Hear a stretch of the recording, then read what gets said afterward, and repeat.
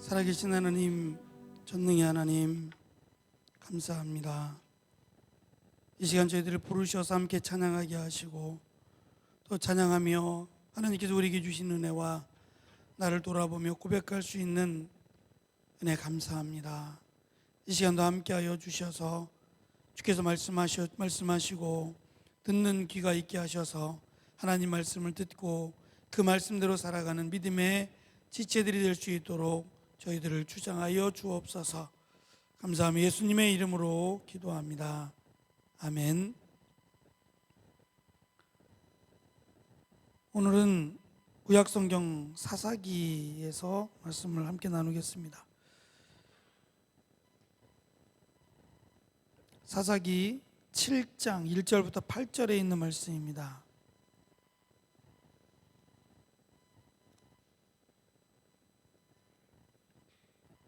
룻기 바로 앞에 있는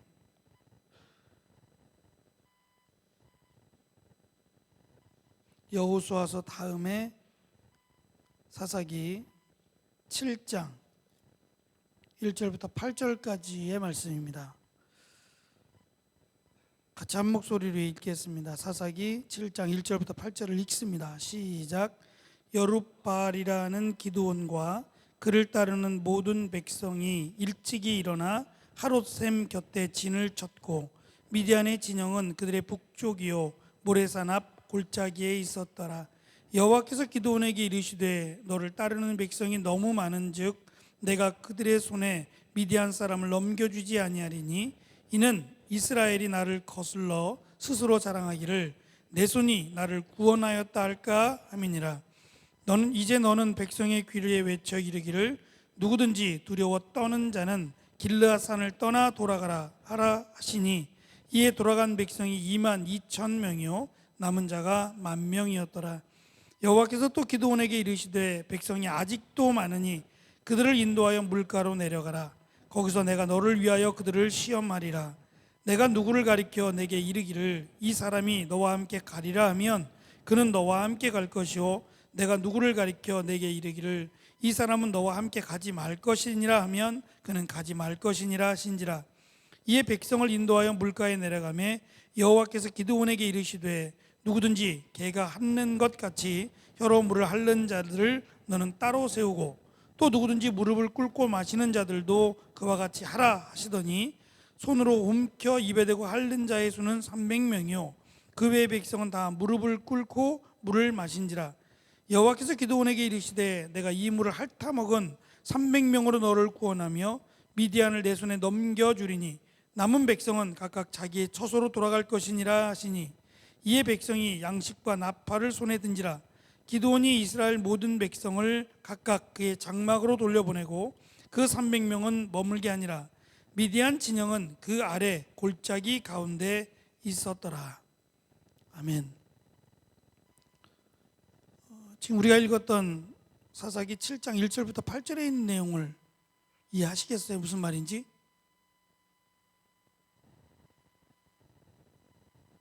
이해하겠지요? 사사라는 것이 처음으로 등장해요. 사사와 선지자의 차이는 뭘까요? 지금 모세는 선지자죠. 여호수아도 선지자예요. 여호수아가 죽고 사사기가 시작을 해요. 모세가 죽고 신명기가 시작하듯이.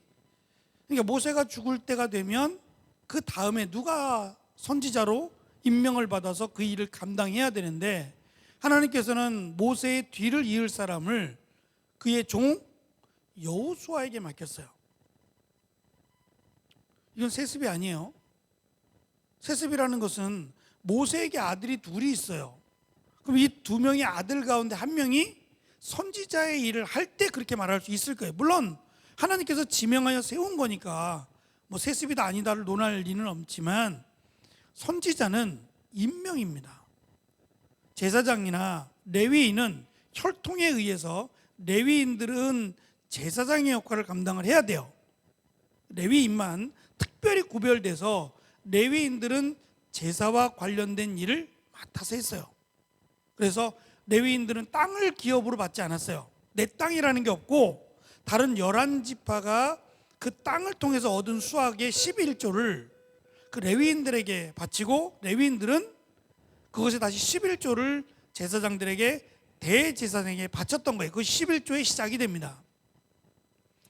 어쨌든 하나님께서 모세를 데려가신대요.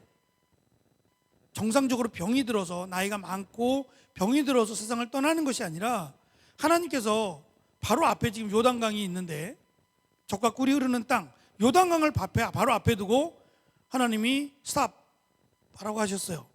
모세는 이야기하죠. 저는 산을 올라갈 수 있는 기력도 있고 저 멀리 요단강 반대편을 바라볼 수 있는 좋은 눈도 갖고 있었어요. 전혀 여기서 멈춰야 될 이유는 없어요.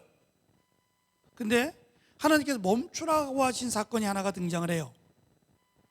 뭔지 아세요? 아직은 창세기만 공부하고 있으니까 모르죠. 창세기만, 그죠? 그것이 뭐냐면 반석에서 물이 나오게 하시는 사건이 있어요. 2번 있는데 처음에 이제 시내산 호렙산이라고 하는 하나님의 산이라고 하는 이름을 가진 시내산에서 하나님이 반석을 쳐서 저들에게 물을 주라 하실 때 모세가 들고 있던 지팡이죠. 보잘것없는 지팡이로 반석을 쳐서 그 반석에서 물이 나왔어요. 근데 이번에는 하나님께서 반석에게 명하여라고 말씀하셨어요. 반석이 사람도 아닌데 생명체도 아닌데 반석에게 명하여 물을 내라 라고 명하라는 거예요. 근데 모세는 반석을 쳤어요. 근데 물이 나왔어요. 하나님은 여기에 문제를 삼으셨어요. 어떤 문제가 발생하냐면 하나님께서 반석에게 명하여 물을 내라는 것은 반석을 쳐야만 물이 나오는 게 아니라는 거예요. 그러니까 성경을 읽다 보면 모세가 늘 지팡이를 갖고 다니는 모습을 보게 돼요. 그것도 모세가 80세가 돼서 하나님이 부르실 때는 모세의 손에는 항상 지팡이가 있었어요. 그리고 이 지팡이가 바로 왕에게 갔을 때는 뱀으로 변하기도 하고 또 다시 잡으면 지팡이가 되기도 하고 마술처럼. 그리고 이 지팡이가 그 홍해바다를 그 나일강을 가리키면 나일강이 피가 되기도 하고 또 땅을 가리키면 그것이 티끌이 되어서 애굽 백성들을 힘들게 고통 가운데 두기도 하고 또 홍해바다 앞에서는 홍해바다를 가리키니까 홍해바다가 갈라지기도 하고 그러니까 마치 그랬을 것 같아. 사람들은 저 지팡이만 좀 가지면 저거 어떻게 뺐을까? 저거 좀 가지면 안 될까 내가? 라고 하는 사심이 있었을지는 모르겠어요. 근데 누가 감히 모세의 지팡이를 가져갈 생각을 하겠어요? 그런데 성경은 마치 모세의 지팡이가 기적의 지팡이인 것처럼 우리가 느낄 수 있도록 그런 사건들이 많이 벌어지게 돼요. 그러니까 모세가 지팡이를 쳤기 때문에 이 지팡이가 특별하고 대단해서 이 지팡이로 쳤기 때문에 반석에서 물이 나온 게 아니라 하나님의 약속 때문에 물이 나온 거예요. 반석을 치라 라고 하는 약속 때문에 물이 나온 거지 모세가 아니라 다른 사람이 쳤으면 어떻게 됐어요? 물이 나오죠.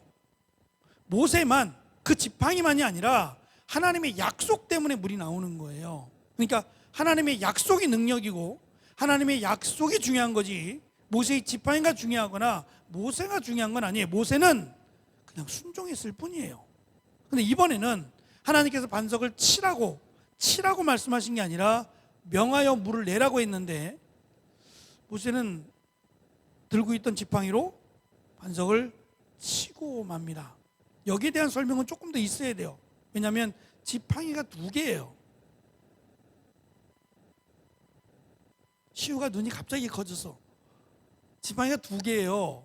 하나는 모세의 지팡이가 있고 우리가 흔히 말하는 모세의 기적의 지팡이가 하나 있고 또 하나가 있어요. 성경에는 뭔지 알아? 아세요? 얘기를 하세요. 알면. 성경에는 또 하나의 지팡이가 있어요. 이거는 법궤에 넣는 거예요. 법궤에는 십계명 돌판 2개 그리고 만난 항아리 만나를 넣어놓은 만나에 항아리를 집어넣고요. 또 하나가 더 있어요. 이것도 같이 집어넣어야 돼요. 이게 뭐예요?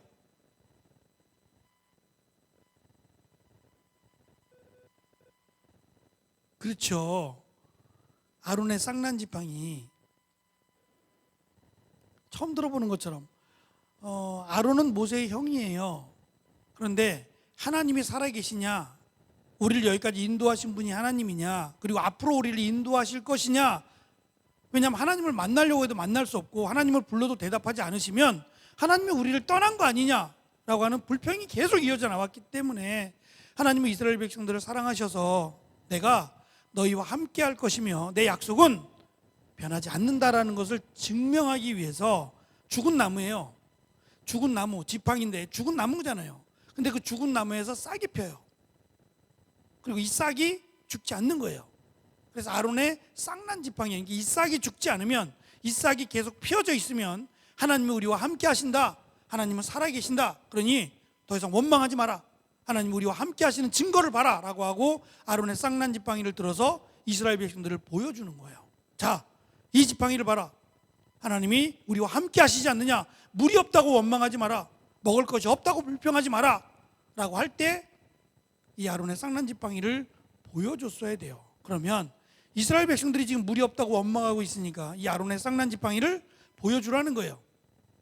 모세의 기저귀 지팡이로 치라는 게 아니라 아론의 쌍난 지팡이를 들어서 보여주고, 저들이 그래 지금 당장은 목이 마르지만, 지금 당장은 우리 눈앞에 물이 보이지 않지만 이 아론의 쌍난 지팡이를 보니 하나님은 여전히 우리와 함께 계시고 살아계시는구나 라고 믿고 순종하며 따라오라는 거예요. 그래서 하나님은 아론의 쌍난 지팡이를 보여주길 원했는데 모세는 자기 지팡이로 그냥 쳐버린 거예요. 이것을 다른 말로 고쳐서 얘기하면 하나님이 보실 때에는 교만이에요. 교만이 뭔지 아세요? 여러 가지 뜻이 있겠지만 성경에서 말할 때의 교만은 내가 하나님보다 앞서가는 게 교만이에요. 그래서 하나님의 어리석음이, 하나님의 손이 짧음이 너희보다 못하며, 우리와 하나님은 비교할 수 없어요. 우리가 이해하지 못하는 거지, 하나님의 계획을 이해하지 못하고 하나님의 계획을 수용하지 못하는 게 우리지 어떻게 우리와 하나님을 비교하겠어요. 순종은 이해가 돼서 믿는 게 아니라 믿고 따라가는 게 순종이에요. 지금 오늘 우리가 읽은 말씀이 그 얘기를 지금 하고자 하는 거예요. 조금만 더 제가 설명을 할게요. 모세는 왕자였어요. 물론 유대인이지만 갈대상자에 아기가 놓여지고 몇 개월이 지났는지는 알 수 없어요. 모세가 몇 개월 때 그 갈대상자로 만든 유람선을 타고 홍해바다로 떠내려갔는지 나일강으로 떠내려갔는지는 알 수 없어요.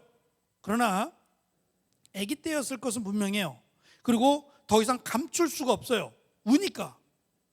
그래서 결국은 신에게 맡기고 하나님께 맡기고 갈대상자에 담아서 배에 띄웠고 그 뒤를 미리암 누나가 따라갑니다. 그것을 바로왕의 딸인 공주가 신이 나에게 준 아들이라고 믿은 거예요. 왜냐하면 그때 애굽의 신이 뭐였냐면 태양신도 애굽의 신이지만 이 나일강의 신이 애굽의 신이에요. 그러니까 나일강에 살고 있는 오리, 개구리, 또 강에 살고 있는 여러 가지 짐승들이 다 신이에요. 신. 그래서 애굽에 여러분들이 갈 일이 있으면, 목사님도 안 가봤어, 안 가봤는데 하여튼 갔다 온 것 그 기록들이 조금 있거든요. 파피루스로 만든 그 갈대를 찍어가지고 그 종이를 만들잖아요. 그 그림을 그린 것들을 보면 거기에 이제 우상들이 새겨져 있는데 뭐 새도 있고 거북이도 우상이고 이런 물속에서 살고 있는 것들이 다 신이에요. 그러니까 그렇게 많은 신들이 이 아이를 나에게 보냈다라고 하는 그럴싸한 해석으로 받아들이게 돼요. 그래서 이 모세를 키우게 되죠. 그리고 모세가 40이 됐을 때의 뜻을 사도행전에 보면 하나님이 이스라엘 백성들을 구원코자 하는 그 뜻을 모세가 받아요. 물론 지금이다라는 말씀은 없어요. 근데 모세를 왕자로, 모세를 이렇게 이끈 것은 이스라엘 백성들을 구원하고자 함이다라고 모세는 믿어요. 그리고 이스라엘 백성들을 정말 구원하고자 이스라엘 백성들이 살고 있는 그 광야로 갔다가 거기서 애굽 사람을 죽이게 되고 도망가게 되죠. 그리고 40년을 광야에서 보내고 80이 돼요. 그때 모세의 손에는 보잘것없는 지팡이 하나가 쥐어지게 돼요. 이것은 모세가 연로해가지고 지팡이를 짚고자 그런 게 아니고, 광야라는 곳은 그 햇볕이 따갑고 뜨겁고 이런 곳에 이 독과 관련된 곤충들이 많이 살아요. 전갈이나 뱀이나 이런 것들이 굉장히 독성이 강해요. 그래요. 이런 데 사는 것보다, 풀 속에 사는 이런 그 독충들보다 이 광야나 이 메마른 곳에서, 광야 같은 곳에 사는 데가 더 독이 많은, 독성이 강한 곤충들이 살기 때문에 그것들로부터 내 몸을 보호하기 위해서 가지고 다니는 거예요. 지팡이가. 그러니까 호신하기 위해서 가지고 다니는 거지, 모세가 이 지팡이가 정말 필요해서 이거를 짚고 다녀야 되니까 그 정도가 아니었다는 거예요. 모세는 산을 그냥 가도, 올라가고 내려가도 전혀 문제가 없는 건강한 몸을 갖고 있었어요. 지금의 80과는 분명히 다르죠. 근데 어쨌든 모세는 지팡이를 들고 있었고, 이 지팡이를 든 채로 하나님을 만나게 되고 애굽으로 가게 됩니다. 그리고 이제 어쨌든 말씀드렸던 대로 모세가 순종하지 않아 교만해서 하나님은 스탑하셨어요. 그리고 모세를 따르던, 시종이에요, 시종. 모세의 심부름을 하던 사람이라고 생각하면 돼요. 심부름을 하던 여호수아라는 종에게 선지자를 맡기세요. 누가 놀랬을까? 너의 종 여호수아를 선지자로 삼아라고 말씀하셨을 때 누가 제일 놀랬을까요? 여호수아가 놀랬겠죠. 왜냐하면 여호수아는 1%도 자기가 선지자가 되리라고는 생각하지 않았어요. 왜냐하면 모세는 왕자였고 자기는 보잘것없는 종에 불과한 사람이었고, 그리고 자기는 배운 게 아무것도 없다고 생각했어요. 모세는 왕궁에서 최고의 학문을 배운 사람이에요. 그러니까 학문적으로 보나 또 신분으로 보나 나는 절대 모세의 뒤를 따를 수 없다, 이어받을 수 없다고 생각했어요. 그럼 하나님께서 여호수아의 뭐를 보신 거예요? 여호수아와 갈렙이 하나님께서 젖과 꿀이 흐르는 땅을 정탐하라고 보내죠. 12지파, 지파에서 한 명씩 택해가지고 12명을 보냈을 때 그 중에 여호수아와 갈렙이 포함되어 있었어요. 근데 여호수아와 갈렙은 그 젖과 꿀이 흐르는 땅에 살고 있는 아낙 자손이라고 하는 거인들이에요. 거인들. 골리앗의 키가 제가 얘기했는데 몇이라 그랬어요? 골리앗은 그냥 서서 덩크하는 키예요.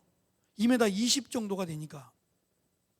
저보다 조금 더 큰데 덩크하죠. 그냥 손으로 딱 서서 덩크할 정도로 2m 20. 그러면 보통 그때 당시에 보통 사람의 키가 몇인 줄 아세요?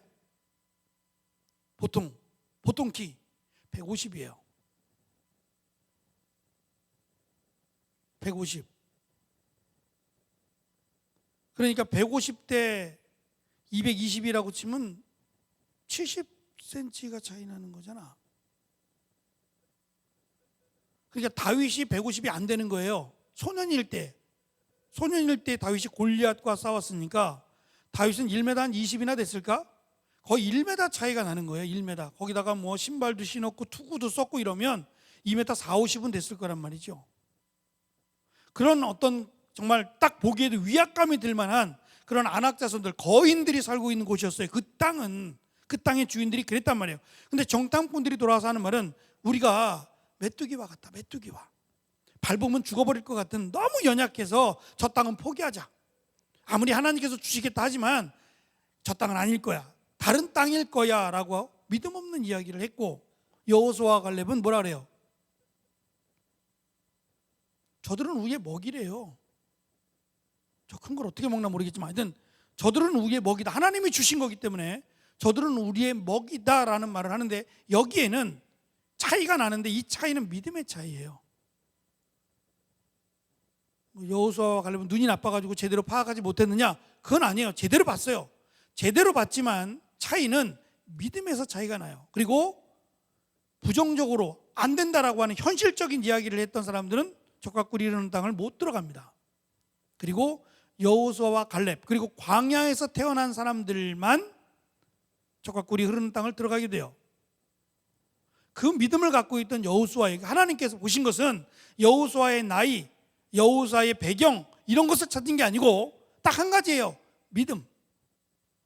하나님의 말씀을 믿느냐라고 하는 믿음 하나로 여호수아를, 종이었던 여호수아를 선지자로 세우고, 여호수아가 이제 약속대로 하나님의 땅을 차지하게 되고 그 땅을 나누는 일까지 감당하고 여호수아가 수명에 다 돼서 죽습니다. 그러면 모세가 그랬던 것처럼 여호수아가 때가 되어 죽음에 누구를 선지자로 삼았더라 이렇게 나와야 돼요.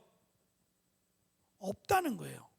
바로 이어지는 말씀이 사사기인데, 사사기에는 한번 봐봐요. 사사기 1장 1절.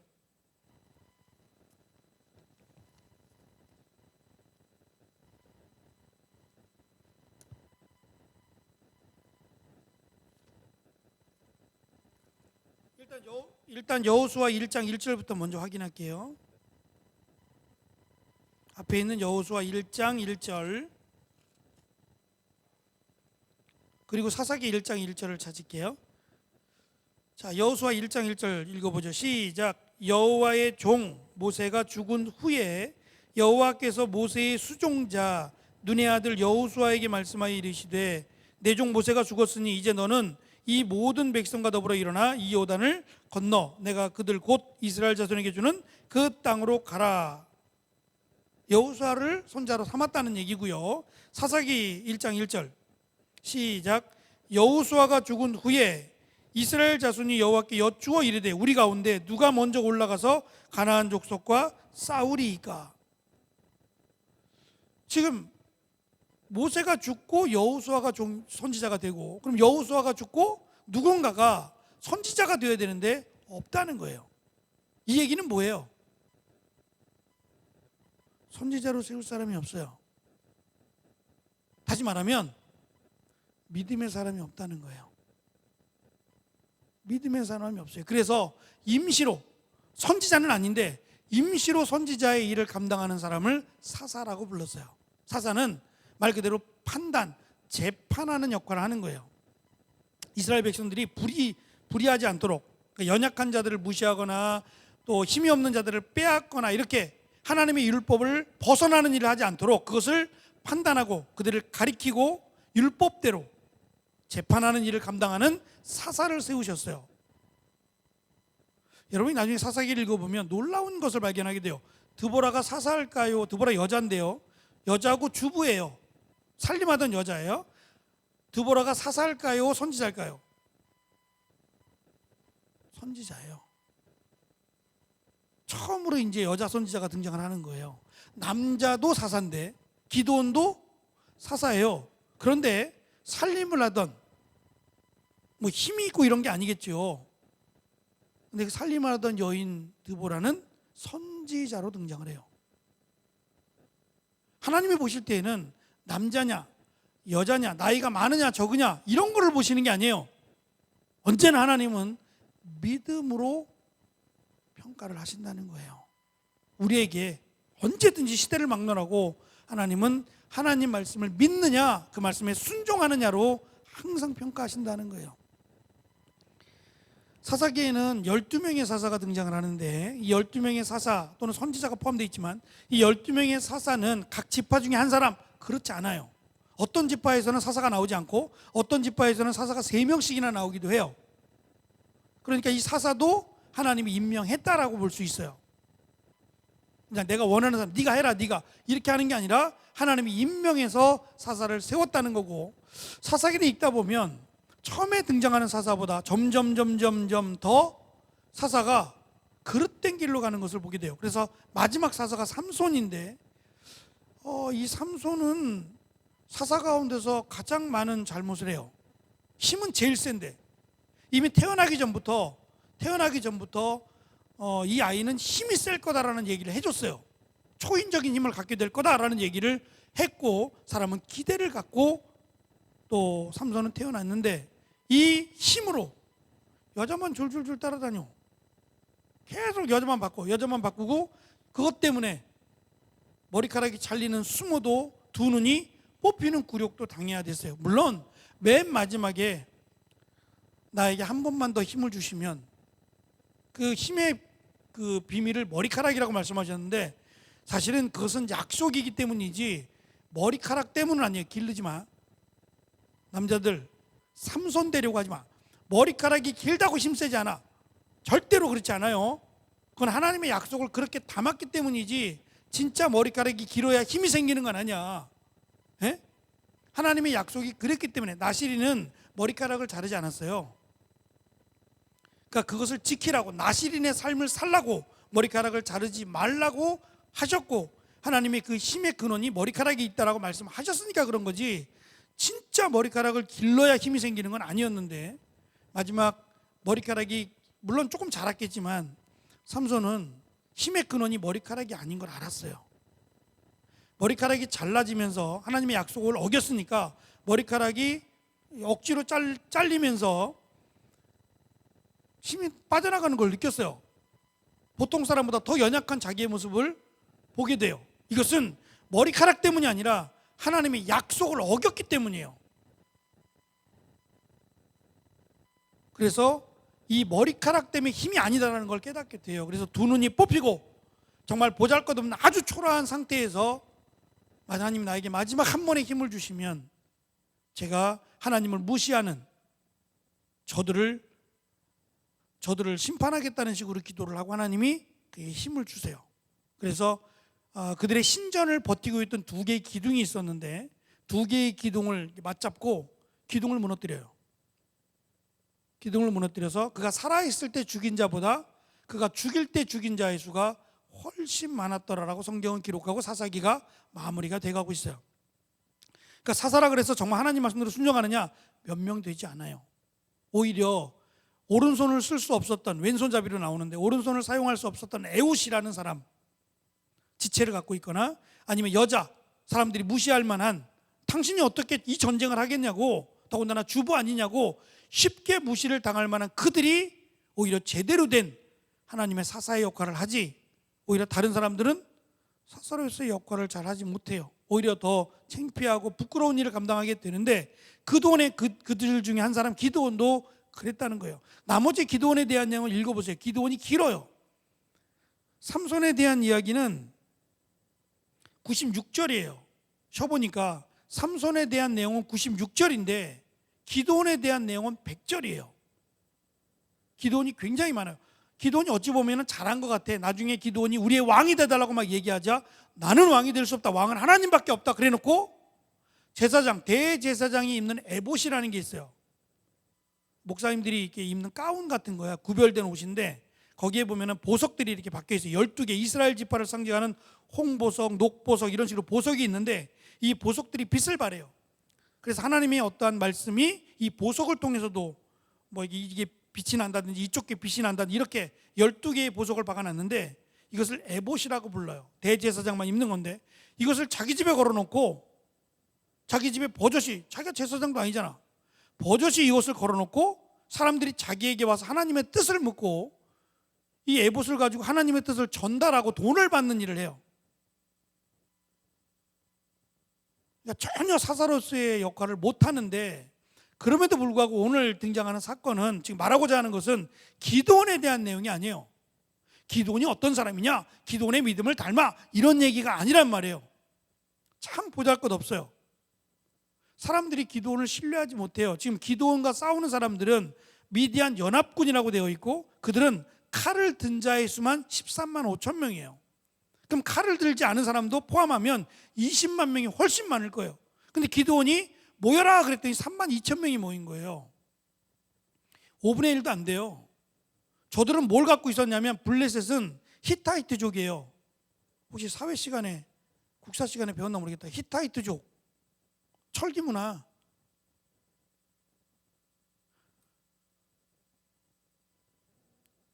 하여튼 히타이트족이에요. 철기 문화를 갖고 있었죠. 그래서 성경에도 보면 칼을 갈거나 그 농사 지을 때 연장을 갈기 위해서 어디로 내려갔냐면 블레셋으로 내려갔다라는 말씀이 있어요.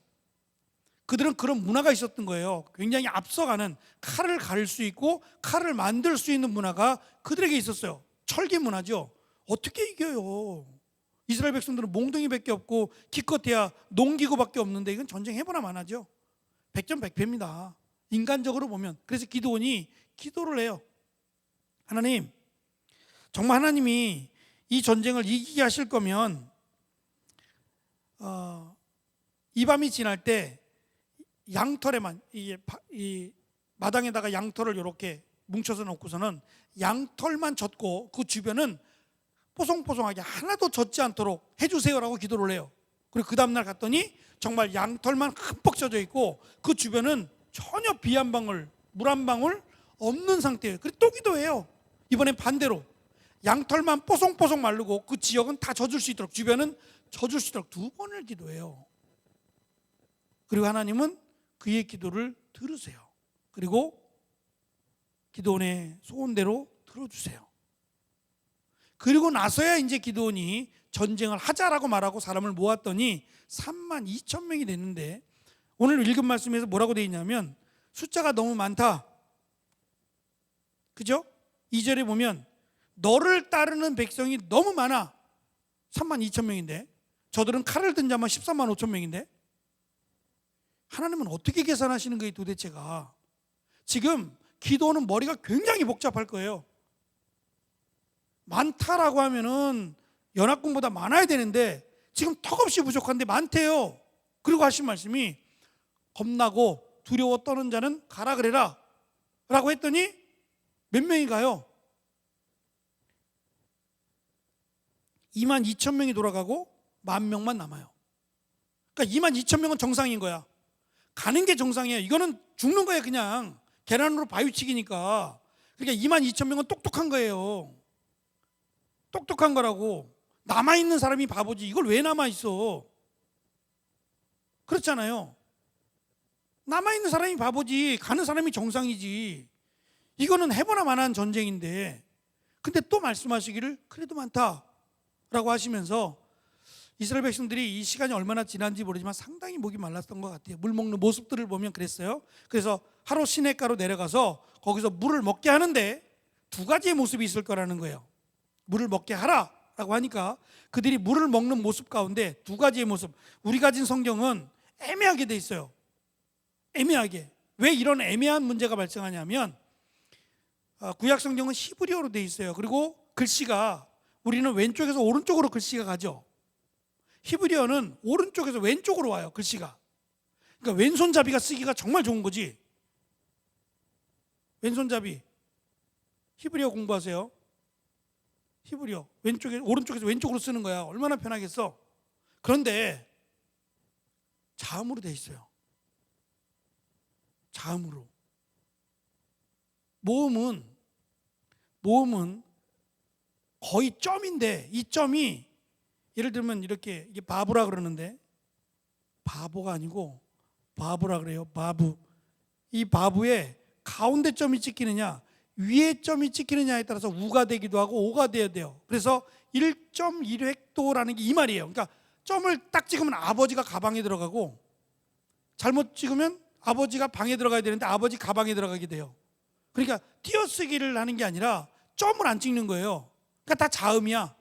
근데 이스라엘 백성들은 그것이 어떤 그 흐름에 따라서 이해가 되는 거였어요. 그런데 벌레 한 마리가 들어와 가지고 그럴 수 있잖아요. 벌레 한 마리가 점을 만들어 버릴 수도 있어요. 먼지가 오래돼 가지고 점을 만들어 버릴 수도 있죠. 그러니까 이런 문제들 때문에 자음만으로 만들어졌기 때문에도 그렇고 이런 여러 가지 다양한 시간이 많이 흘렀으니까 다양한 문제 때문에 이렇게 성경을 어렵게 만들기도 해요. 그래서 이거는 이제 성경을 연구하는 학자들이 결국은 해결해야 될 숙제인데 두 가지의 모습이 나와요. 하나는 물 먹는 모습이에요. 하나는 9,700명은 내려가서 정상적으로 무릎을 꿇고 그 하룻샘이 위에서부터 빨리 내려가는 물이에요. 빨리. 굉장히 차갑고 속도가 굉장히 빨라요. 그러니 그냥 얼굴 받고 먹을 수 있는 게 안 돼요. 무릎을 꿇고 손으로 이렇게 떠서 물을 마신 거야. 우리도 그렇게 먹을 거예요. 그게 당연히 정상이지. 근데 300명은 코 박고 먹은 거예요. 물이 세다 그랬잖아요. 그럼 코로 다 들어가잖아. 근데 하나님은 더 기가 막힌 것은 9,700명, 제대로 먹은 9,700명은 보내라는 거예요. 물도 제대로 먹지 못하는 300명은 남겨두라는 거예요. 왜 그랬을까요? 왜 하나님은 자꾸 숫자를 줄이고, 그것도 제정신을 가지고 있고 전쟁 좀 할 만한 사람들은 다 보내버리고, 지금 어떻게 보면 기드온은 그냥 속된 말로 돌아버릴 것 같은 거야. 이거 뭐 대책이 없는 거예요. 정말 하나님께서 어쩌면 이럴 수 있어? 라고 할 만큼 이유가 있어요. 왜 그랬을까요? 성경에 있어요. 우리가 읽었던 말씀 가운데 있어요. 답이. 찾아봐요.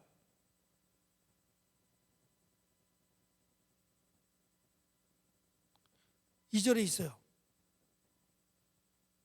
7장 2절에. 왜 하나님께서는 32,000명이 작아요. 지금 32만 명도 아니고 32,000명 갖고 어떻게 칼을 든 자가 13만 5천 명이나 되는 미디안 연합군을 이겨요? 질 수밖에 없는데, 그럼에도 숫자가 많다 그러고 22,000명 보내고, 또 물 먹는 모습을 통해서 정상적인 사람들은 다 보내고, 비정상적으로 물 하나 제대로 먹지 못하는 사람 300명만 딸랑 남겨놓는 이유가 뭐죠? 그게 2절에 있는 거예요. 너희들이 했다고 말하지 못하게 하기 위해서. 야, 우리가 어땠는 줄 알아?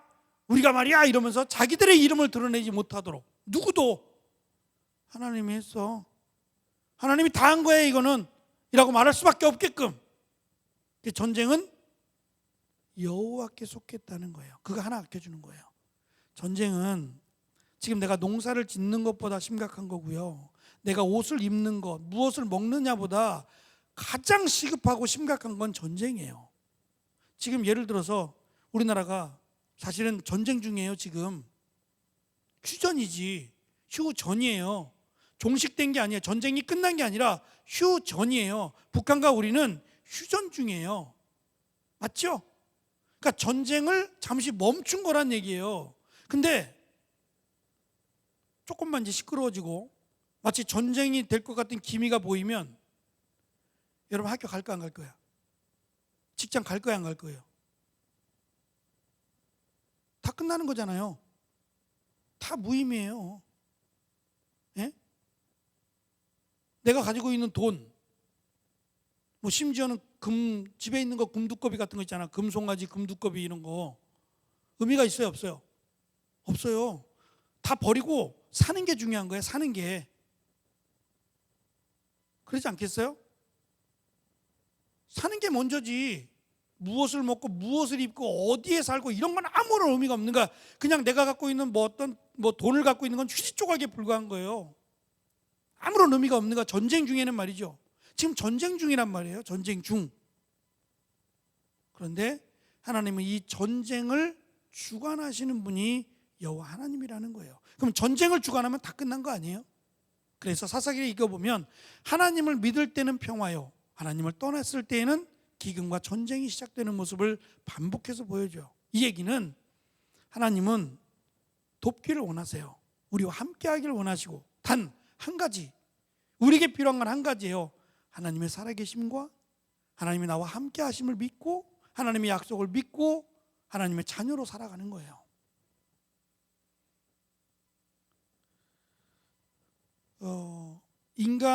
인간뿐만이 아니겠지요. 뭐 짐승들도 그런 게 있겠지만, 하나님께서 인간을 만드실 때에 우리 인간 안에 사실 우리의 몸은 피가 만들어지잖아요.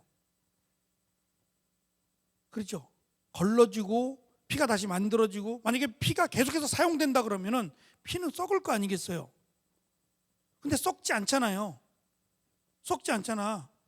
헌혈하는 사람 한 달에 한 번, 1년에 한 번씩은 헌혈하는 사람 들어봐요. 1년에 한 번씩은 헌혈한다. 헌혈 안 해요? 싫어 주는 거? 내 피가 너무 귀해서, 너무 깨끗하고 좋아서 안 줘요? 주세요. 줘도 돼. 또 생기거든요. 너무 많이 주면 문제가 되지만 주세요. 그게 오히려 나를 위해 좋대. 나는 안 받겠대, 내 거는. 그래서 난 주고 싶어도 못 주는 거야. 줄 수 있을 때 주세요. 건강할 때. 에? 정말 필요한 사람들에게, 안 믿는 사람들, 저 사람들의 피를 받으면 안 되라는 건, 그건 안 되는데, 여러분들의 피는 깨끗하잖아 진짜. 보혈은 아니지만 깨끗하잖아. 얼마나 좋아. 좀 나누어 주세요. 우리의 피는 생겨요. 그러니까 다시 말하면 하나님은 우리를 마치 자동차가 가다가 기름이 떨어지면 기름을 넣고 가야 되는 그런 존재로 만든 게 아니에요. 물론 밥은 먹지만 필요에 따라 식량은 채우지만 이것이 그냥 생식량으로서만 존재하는 게 아니라 여러 가지 신진대사 활동을 하잖아요. 우리의 성장을 이루기도 하고 또 피를 깨끗하게 만들어주는 여러 가지 요소들을 하잖아요. 하나님은 우리를 그렇게 만들어준 거예요. 스스로 우리가 살아갈 수 있게끔 하나님 만드셨어요. 그래서 우리의 몸이 나를 치료하게끔도 만들어요. 제일 나쁜 게 뭐냐 그러면 의사들이 하는 얘기는 스트레스래요. 스트레스는 우리의 자생력을 죽인대요. 그러니까 포기하게 만드는 거야. 네가 뭐 할 줄 알아? 내가 할 수 있는 게 뭐지? 라고 하는 자괴감을 만들어 놓고 이렇게 만들어낼 수 있는 힘을 다 파괴시켜 버린대요. 그게 스트레스래요.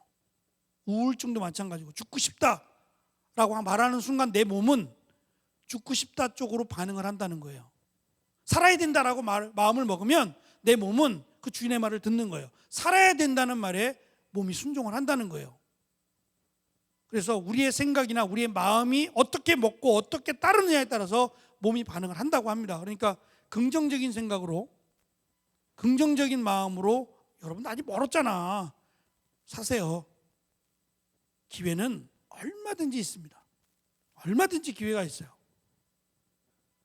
그래서 하나님께서는 300명밖에 안 남았어요. 근데 이 300명이 하는 게 뭐냐면 나중에 읽어보면 뒤에 저들을 두 때로 나누어서 항아리 밤에 어두운 밤에 횃불을 흔들어라.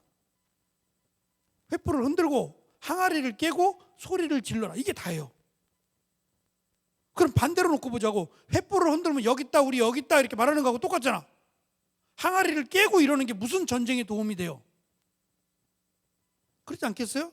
전쟁을 하는데 항아리를 깨고 횃불을 흔들고 소리를 지르는 게 전쟁을 이기게 하냔 말이에요. 이렇게 한다 그러면 이렇게 해야지 계속. 성경은 어디에도 이렇게 전쟁하지 않아요. 여기만 나오는 거예요. 여기만.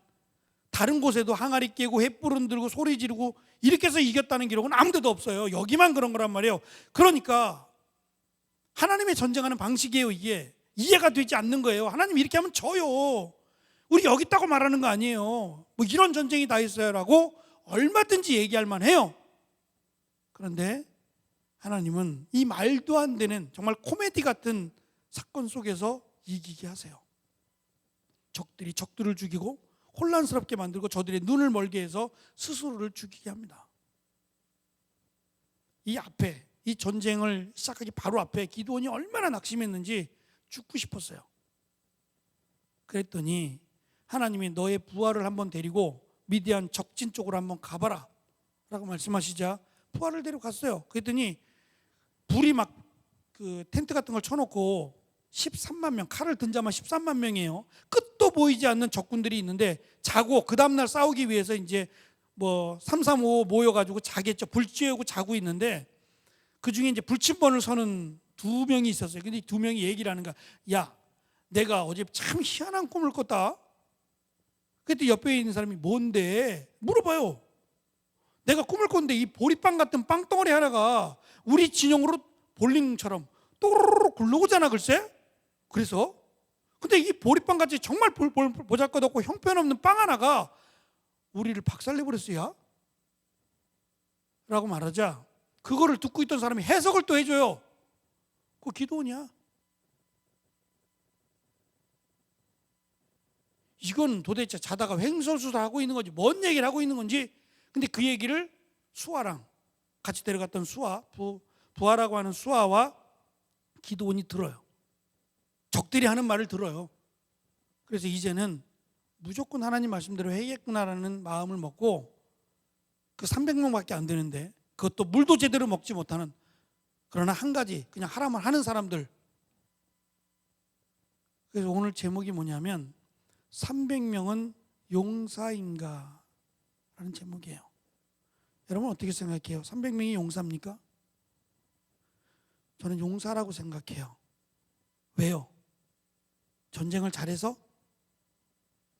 반대죠. 전쟁을 못해요. 물도 제대로 먹을 수 없어요. 도대체 생각이 없어요. 제대로 된 생각을 가졌으면 떠났어야 되고, 제대로 된 생각을 가졌으면 무릎을 꿇고 얌전히 물을 떠서 먹었어야 되고, 도대체 무슨 생각으로 살아가는지 모를 만큼 어쩌면 나사 하나가 빠진 것 같은 그런 사람들인데, 그들을 용사라고 부르고 싶은 것은 적어도 하나님 말씀을 믿었다는 것, 그리고 말도 안 되는 전쟁인데 순종했다라는 면에서 말이에요. 하나님께서 원하시는 건 숫자가 아니었어요. 32,000명 많답니다. 숫자가 중요한 게 아니라 하나님의 말씀이면 이 말씀을 믿고 이 말씀대로 순종할 한 사람을 찾으세요. 사람은 숫자가 많고 적고에 따라서 사실 마음이 움직여요. 그런데 하나님은 하나님 마음에 맞는 사람 한 사람을 찾고 계세요. 그래서 믿음의 사람, 내가 잘 이해가 되지 않지만 하나님을 믿고 하나님의 약속을 믿고 그 약속대로 나아가는 그 사람에게 나는 너의 하나님이 되어주마, 전쟁은 여호와께 속해 있는 거다라는 말씀으로 힘을 주신단 말이에요. 여러분들의 미래, 아직 어쩌면 디자인도 하지 않은, 연필로도 그리지 못한 미래가 될 수도 있고, 어떤 사람은 연필로 그려놓고 이제 색칠만 하면 되는 좀 눈에 띄어지는 미래를 갖고 있는 사람도 있을 겁니다. 중요한 거는 하나님이 함께 했으면 좋겠어요. 하나님이 여러분들의 미래를 디자인하고 하나님이 여러분들의 미래를 그려나가는, 그리고 여러분은 하나님이 그리시는 디자인대로 따라가는, 너무 막연해 보일지 모르겠지만 성경은 그렇게 말씀하세요. 하나님이 내 길을 인도하신다고 말해요. 우리에게 요구하는 것은 한 가지였어요. 살아계신 하나님을 믿어라. 그리고 말씀에 순종해라. 나는 너의 하나님이 되어주마. 이 귀한 믿음의 고백과 믿음의 삶이 힘들게 살아가고 있는, 정말 힘겹게 버겁게 살아가고 있는 여러분의 젊은 날 가운데 똑같이 고백되어지기를 바랍니다. 이 기드온의 시대처럼 막막하고 도저히 답이 없던 시대에도 하나님이 길을 여셨다면 이보다 낫지 않아요? 사사기에 등장하는 이 시대보다 낫지 않겠어요? 저도 몇 명입니까? 우리 모인 숫자가. 말씀대로 믿음대로 순종할 때 기드온에게 함께 하신 그 하나님의 능력이 여러분들의 삶 가운데 고백되어져서 여러분들도 여러분들의 자녀에게, 여러분들의 친구에게 제가 지금 하는 말처럼 하나님 살아계시다, 그리고 하나님은 믿음의 사람을 원하신다, 믿음의 사람을 찾으신다 라고 하는 실제적인 간증이 여러분들이 입술로 고백되어지기를 간절히 축원합니다. 기도하겠습니다. 주님, 엉터리와 같은 내용처럼 보여집니다. 이게 무슨 전쟁이고 이게 무슨 하나님의 방법입니까? 라고 말할 수 있겠습니다. 그러나 하나님은 우리의 생각과 다르고 하나님이 하나님이 되심을 보이기 위하여 오히려 300명으로 줄이시고, 말도 되지 않는, 물조차 제대로 먹지 못하는 사람들, 그러나 하나님의 말씀에 순종하여 횃불을 흔들라 하면 흔들고 항아리를 깨라 하면 깨고 소리를 지르라 하면 지르는 그들을 통하여 살아계신 하나님을 드러내신 것처럼, 이 시대가 아무리 힘들고 답답하고 도대체 무엇을 해야 될지 모르는 시대라 할지라도 여전히 하나님은 동일하셔서 하나님 말씀대로 순종하며 하나님께서 원하시는 믿음의 삶을 살아갈 때에 하나님이 역사하시고 이끌어가시는 전능하신 하나님이심을 고백하는 사랑하는 청년들이 될 수 있도록, 저들의 인생이 될 수 있도록 하나님 함께하여 주옵소서. 살아갈 때에 하나님 좌절하지 않도록 도와주옵소서. 하나님은 언제나 우리와 함께 하시길 원하고 우리의 손을 잡아주기를 원하시는 그런 사랑의 하나님이심을 믿고 주님과 동행하는 귀한 은혜가 우리 가운데 풍성하도록 하나님 역사하여 주옵소서. 감사하며 예수님의 이름으로 기도합니다. 아멘. 수고하셨습니다. 오늘은 여기까지 하겠습니다.